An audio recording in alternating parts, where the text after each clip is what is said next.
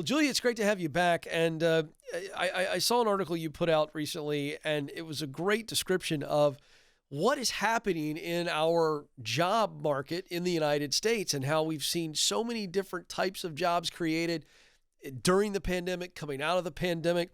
And so I want you to just break that down. What is at the source, or what are you seeing as the result of all these newer jobs, different types of jobs that's creating all this musical chairs, what we're calling the Great Resignation?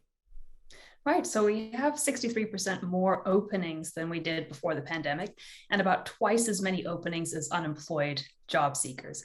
So that means that people are on the move because they have a better chance of striking gold, of being lucky and finding a good match. There also have been huge changes in the labor market since the pandemic. It has dramatically accelerated the shift towards remote work. So it has accelerated that trend, which was already going on, but very slowly, by 50 years. And that means that people who very much value remote work opportunities are increasingly able to find them.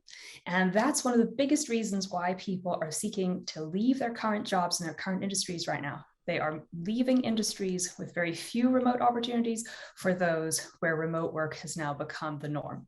Yeah, so let's break that down. Let's show this graphic, guys, and then Julia, just kind of walk us through some of the industries where we're seeing people move to, kind of the leaders in those industries as it relates to, hey, they offer flexibility. Right. So we just did a survey of 2,000 Americans who were hired and started their jobs in the last 6 months. And 41% said that they gained flexibility, more schedule flexibility when they switched jobs. And 14% said they gained the ability to work remotely. So yes, so you're seeing movement out of industries like education and healthcare, where typically you need to work at a school or a hospital, and typically you have a set shift. The school day goes from 8 in the morning until 3 p.m. You can't really get much flexibility there. And they're moving into the kinds of industries like tech and business services, where there's tremendous flexibility now. It's the one way that employers can stand out in this very tight labor market that doesn't involve, blowing up their cost structure and dramatically, increasing compensation. And so it's something they're very, very eager to do, is offer more flexibility in all kinds of different ways, like Fridays off, sabbaticals, more paid time off, and then just greater flexibility around shifts and the workday. Now, Julia, I've heard other economists, other job experts say this continuously over the last few weeks and months, that we don't see this Great Resignation or the rate of which people are job switching slowing down anytime soon. So that's going to continue to leave this large gap. And I just wonder, and I don't know that you can even answer, it may be unfair, but what are some of the factors that will need to change to see that gap shorten? Because we hear the Fed saying, well, we want to raise interest rates. I mean, Jerome Powell's going, he's openly saying we raise interest rates, hopefully that companies will stop hiring.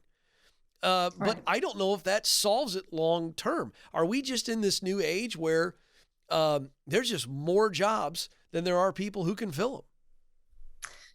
Well, a pandemic is sort of a perfect storm. It reduces labor force participation across the board. It totally shuts off immigration. So there are lots and lots of people who should be in the labor force right now who are still not. Fortunately, we're seeing some signs of encouraging recovery and growth there. And perhaps if we have this full, healthy recovery that we're now on track to get, that will cause this game of musical chairs to slow down a little bit. But until then, we also have a longer term problem, which is projected labor shortages as far as the eye can see because of our slowing birth rate, and our population growth rates are looking increasingly like Europe's and Asian countries.